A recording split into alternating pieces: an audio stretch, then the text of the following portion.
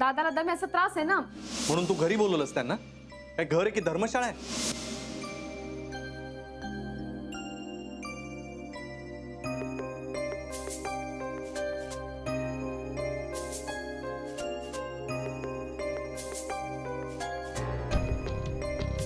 दादाचा फोनच नाही लागून राहिला. हे लोक घरून निघाले असते तर आता काय करू?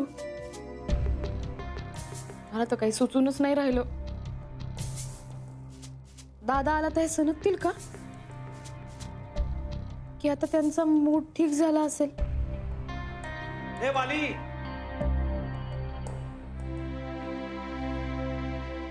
दादा, वहिनी आलात तुम्ही?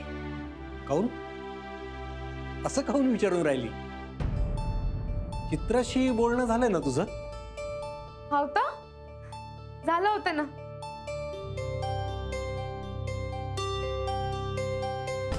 काय सुजय, कसा आहेस? मी बरा आहे. आता अथर्व कुठे आहे? अरे आतमध्ये खेळतोय. जा. गुरुनाथ कुठे? गुरुनाथ, हो गुरुनाथ, बाहेर या. आओ.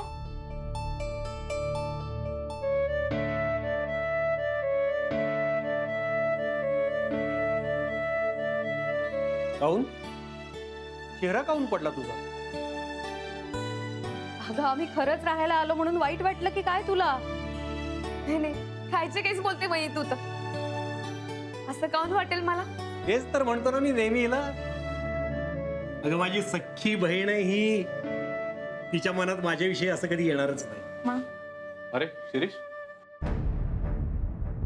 आलात का?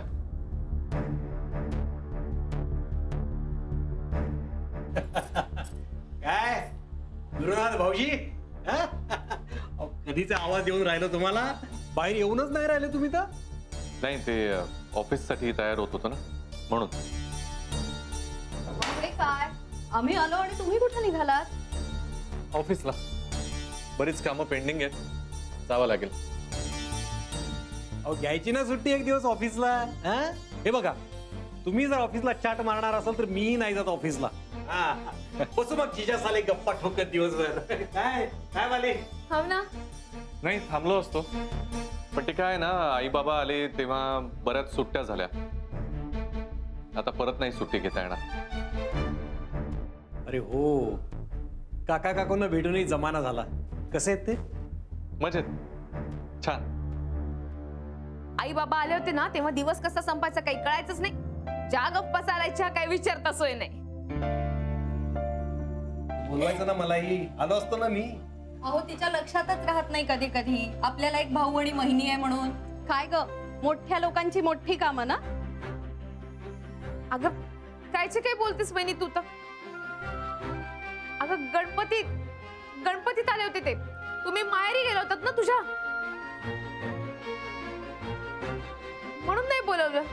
हो की नाही? हो हा बहिणी, बोल. कुकर लावलाय आता, पोळ्या झाल्या की लगेच वाढते जेवायला. चालेल ग. दादाचा फोन आला होता का? हो आला होता ना. तू डब्यात दिलेली भाजी सगळ्यांना आवडली म्हणे. हो का? पुरुषांचं असंच असतं अगं, बायकोपेक्षा बहिणीचं कौतुक जास्त. अगं असं काही नाहीये वहिनी. दादाचं केवढं प्रेम आहे तुझ्यावर, किती राबतो तुझ्यासाठी. अगं त्याचंच तर वाईट वाटतंय ना. गेली कित्येक वर्ष नुसते राबतायत. असं काही नाहीये. आत्ताच तर प्रमोशन झालं ना त्याचं, आणि पगारही वाढलाय. अगं पण महागाई पण किती वाढली राधिका, एवढ्यात भागतं का? गुरुनाथ भाऊजींचं कसलं मस्त प्रमोशन झालंय, पगार सुद्धा किती वाढलाय त्यांचा. आता तुम्ही पण चाळीतच राहत होतात ना आधी, मग या मस्त मोठ्या फ्लॅट मध्ये राहायला आलात. नाहीतर आम्ही अजूनही त्या खुराड्यातच राहतोय. अगं होईल बहिणी, प्रयत्न करतोय ना तो. राधिका आजकाल नुसत्या प्रयत्नांनी काही होत नाही ग, नशिबाची साथ लागतेच. आणि घर, लग्न, नोकरी या सगळ्यासाठी नशीबच असायला लागतं. आणि आमचं नशीबच फुटकंय. तुला सांगू, गेल्या कित्येक दिवसात एक नवी साडी नाही घेतलेली यांनी.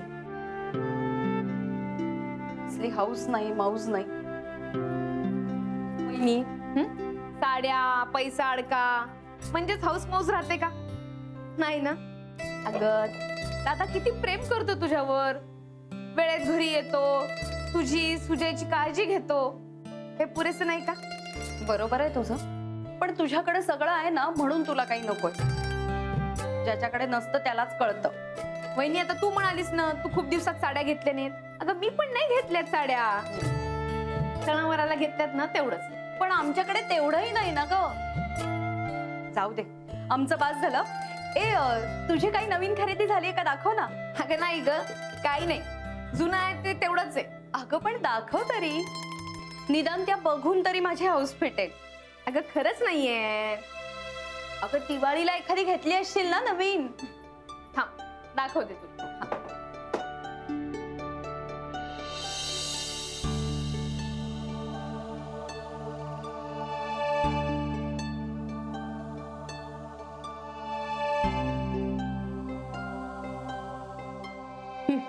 म्हणे उगाच खर्च करायला आवडत नाही, मोलकरणी सारखी राबत असते घरात. म्हणतात ना, जिथे दात आहेत तिथे बदाम नाही, आणि जिथे आहेत तिथे दात नाही.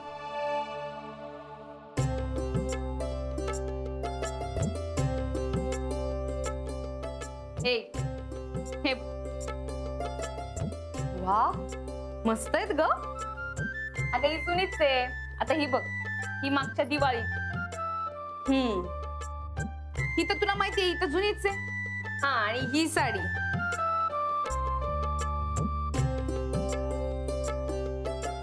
मागे एकदा घेतली होती. वा, हा वहिनी. आणि ही बघ, ही नवीन आहे साडी. आता आई बाबा आले होते ना गणपतीत, तेव्हा त्यांनी घेतली. हे पण स्वस्त आहे ना ग. वहिनी स्वस्त काय महाग काय, प्रेमाने दिली आहे वस्तू. तुझं काहीतरी वेगळंच असतं राधिका. ही बघ ना कसली मस्त साडी आहे. ए रंगही छान आहे ग ह्याचा. ए राधिका, हा रंग मला सुद्धा छान दिसेल ना. वहिनी तूच घे ना. अगं अगं नको, मी फक्त रंग छान आहे एवढंच म्हंटल. अगं खरंच तुलाच खुलून दिसेल. म्हणजे तशी 2 वर्षापूर्वी घेतली होती, पण आल्यापासून ना बॉक्स मध्ये आहे तशीच आहे. तुला हवं तर फॉल बिडिंग करून देऊ का? खरंच? हो चालेल ना, दे ना. कसला सुंदर रंग आहे ग. मस्त आहे ना.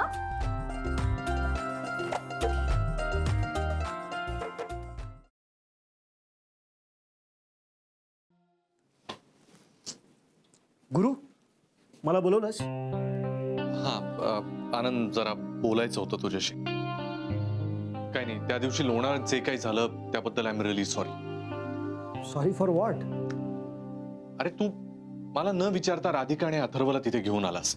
सगळा गोंधळ झाला, त्यामुळे आय लॉस्ट माय पेशन्स आणि मी काही बाई तुला बोलून बसलो. I am really sorry for that. नाही नाही, तू मला सॉरी नाही म्हटलंस तरी चालेल गुरु, पण तू राधिका वहिनींना सॉरी म्हणायला पाहिजे होतं. त्या तुझ्या प्रेमासाठी तिथे आल्या होत्या आणि तू कसं वागलंस त्यांच्याशी? ना तू त्यांना गिफ्ट दिलंस, ना त्यांना थांबवलंस, ना एन्जॉय केलंस. अरे आनंद, ट्राय टू अंडरस्टँड. मी तिथे शनायाला घेऊन गेलो होतो आणि तू डायरेक्ट माझ्या बायको आणि पोराला तिथे घेऊन आलास. मी काय करणं अपेक्षित होतं? पण गुरु, हे तुम्हाला सांगायला हवं होतंस ना. बरं जाऊ दे आनंद, सोड ना. जे झालं ते झालं. आता मला तुझी मदत हवी आहे. आत्ता काय झालं पुन्हा? शनाया चिडली यार माझ्यावर. मला कळतच नाही मी काय करू आता. मला इतकं टेन्शन आलंय की काहीच सुचत नाहीये.